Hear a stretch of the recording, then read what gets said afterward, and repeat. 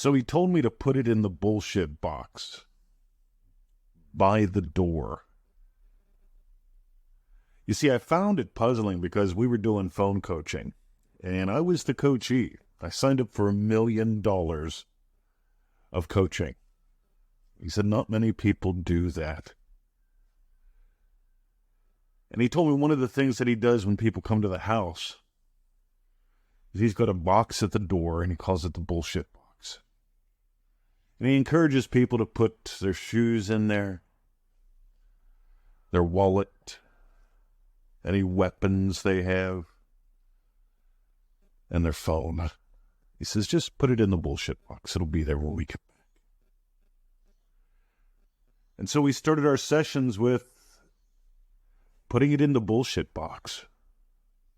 Your shoes, your phone, your wallet, any weapons. We were working together back when I worked in the old country and lived in the old country.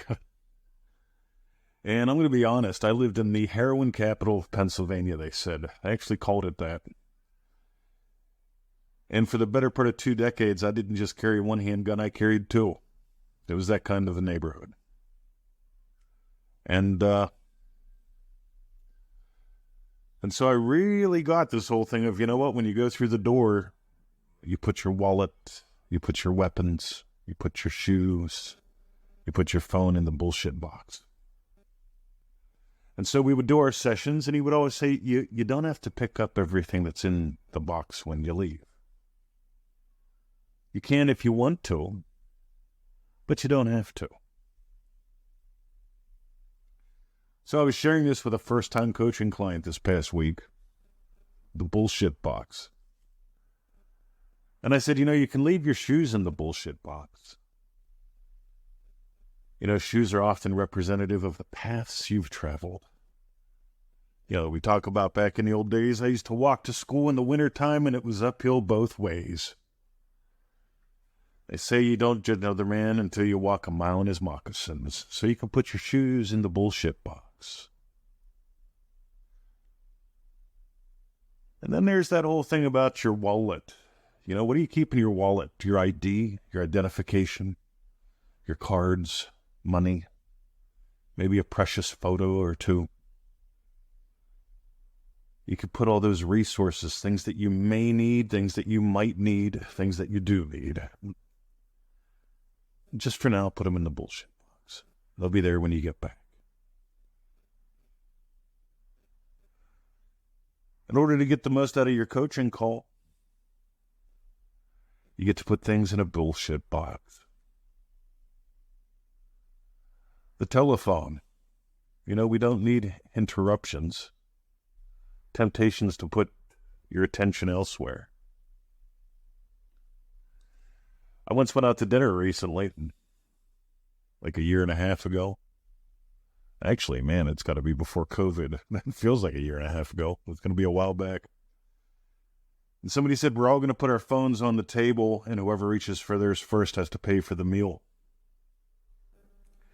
And they said, where's your phone? And I said, it's at home. He said, I didn't put a phone on the table. I didn't have one. I left it at home. How many times do you reach for that fix when you reach for the phone? That little, how do you distract yourself from what's really going on? Put that in the bullshit box. So we talked about your phone, we talked about your shoes, we talked about your money. How about the obvious weapons? The shit that you carry. I carried not 1 but 2 handguns and spare magazines. And I could put them in the bullshit box. And I invite you to do this, not just if you're doing a coaching session with me, but also do this in your life. Just notice you have opportunities to put even those weapons, those things that make you feel safe. For something to make you feel safe, you have to find yourself in a neighborhood that's not all that safe. And that neighborhood is never anything on the outside. So one day while living in the heroin capital of Pennsylvania, I just decided I was done with it. I just decided I'm done.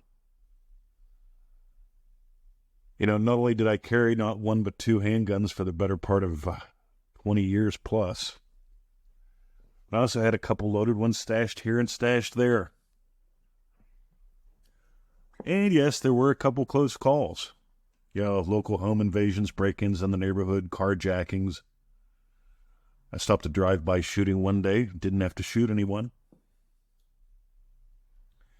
It still probably saved a couple lives. See, I'm not saying you've got to give up your wallet or your weapons. I'm not saying you've got to walk around barefoot. But I can tell you, if you play with this whole thing of just, you know what? See, Neville Goddard talks about formless and faceless. First thing you do, formless and faceless. Well, one of the early things you do, formless and faceless. Because it's hard to go from one state to another. For a lot of people, it's like they've got one set of clothing on. I used to be a policeman, so I would have a police uniform. And it would be like, all right, so I'm off duty. We're going to go to the beach and have some fun. Let me put on my Speedos over my uniform. That would just look dumb. It'd look it'd look dumb, wouldn't it? Putting my Speedos over top of my uniform. Uniform, the Kevlar vest, all that was useful when working. Wasn't useful on the beach. If you got gold today, by the way, if you've been in manifestingmasterycourse.com or dreamdrivenday.com and you'd like to do some one-on-one coaching, I'd love to work with you. I'm devoting more time in my schedule to that now. I'm just falling in love with doing it more and more. Feel free to reach out and I'll let you know how we can make something like that happen, what's involved. But what really needs to be involved is you. And I got to tell you, when you take off those shoes, Grandpa used to call them foot caskets, so you can wiggle your toes a little bit, so you can feel the grass, so you can feel the sand beneath your feet. Whenever you realize, you don't need, your wallet is not your source of money or your source of happy memories. Your phone, it can be useful to reach out to people once in a while, can't it? It's also useful simply to be present with you.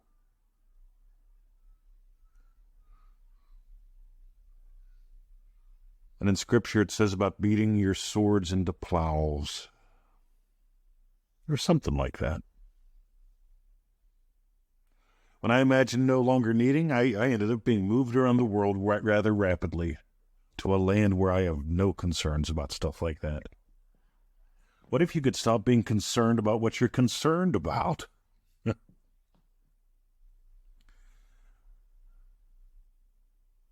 What if you just simply put in the bullshit box what needs to be put in the bullshit box? You can pick it up later if you want to or need to.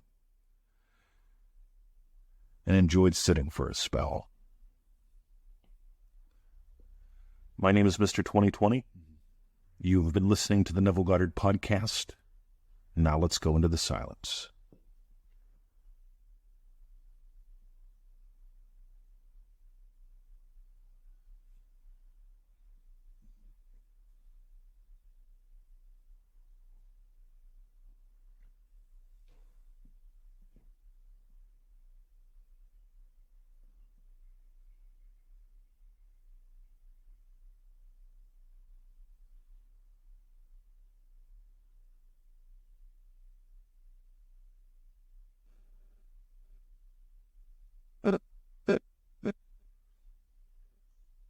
Thank you for listening.